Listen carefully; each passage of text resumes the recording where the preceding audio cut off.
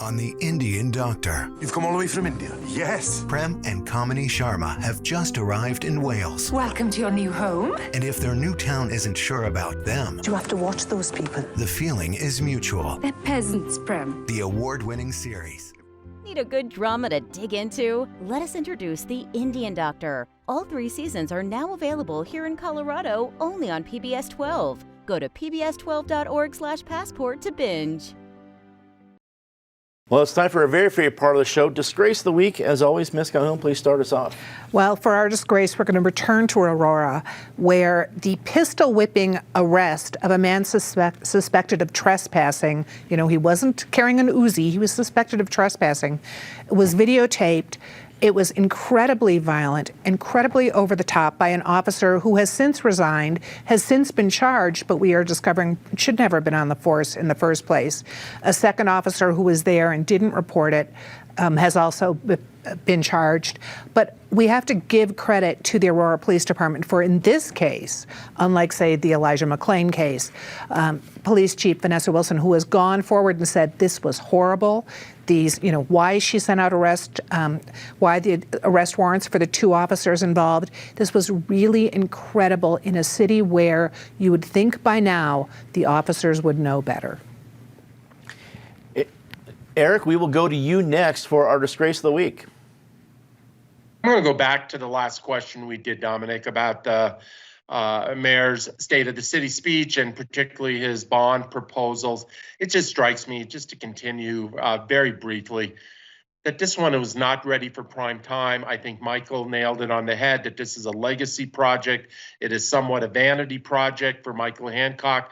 Who knows? Maybe the mayor's name is going on the new arena if that were to come to pass. But this one was not well thought through. The groundwork was not laid.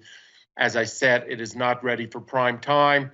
And man, these lame duck years for Michael Hancock were down into, counting down 2 years. It's going to be a long number of months. Michael, your Disgrace of the Week. First, I want to second what Patty said about the Aurora police officer, but mine is about there's good news that we are expected to get $2 to $3 billion in TABOR refunds over the next 3 years. The bad news is that the Democrats in the legislature are already scheming ways to keep that money from going back to us. So more is never enough, even when government's flush with money. Mary Ann. To all of those folks who have been blasting world champion gymnast Simone Biles for pulling out of the individual and all-around competitions, Simone did, and she has said that she is having some mental health issues and some confidence issues, and her pulling herself out made it possible for another American to take the gold in the individual all around. That's the definition of unselfish, and something her critics are completely clueless about. And the first among medalists to happen with Miss Lee. Let's get into saying something nice, the hardest part of the show. Patty. A lot of nice things this week. When you talk about Colorado's cultural history, people are beginning to recognize that's as important, say, as architecture. So you have Campamachi down in southeastern Colorado, which the House the bill is moving through the Congress to make that a national site. You have La Alma Lincoln Park in Denver. On Monday night, Denver City Council will discuss making that the second cultural historic district in Denver. The first is where we are right now in 5 Points. And next week, Historic Denver is coming out with a list of 50 other places they're looking at to preserve or at least take action on and celebrate as this city grows and changes.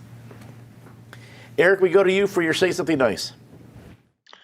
To no surprise, I'm going to go back to the passing of Dick Lamb, but with a different angle. Dick was one half of a very powerful, formidable, dynamic duo. The other half of that duo was his wife, Dottie Lamb, who once wrote a book entitled Second Banana about her role as a political spouse. But Dottie has been anything other than a second banana. She has been just a dynamic leader in the state. She has now lost her lifelong partner. She is a widow here. She's had her own health struggles over the last year or two. Fortunately, nothing that serious. But I think we all extend our sympathy to Dottie as well as to her kids and grandkids on just such a major loss. Michael.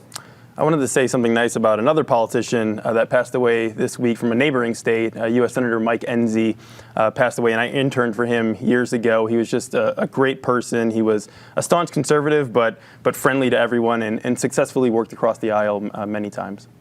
Miriam. I say this with a very heavy heart. Congratulations to my boss and editor, Linda Shapley, who has been named the publisher of Colorado Community Media. They are getting a phenomenal journalist, but she is going to be dearly missed by all of us at Colorado Politics and everyone in the Clarity Media family. You're here. A huge win for CCM. Tough loss for you guys. I totally understand that.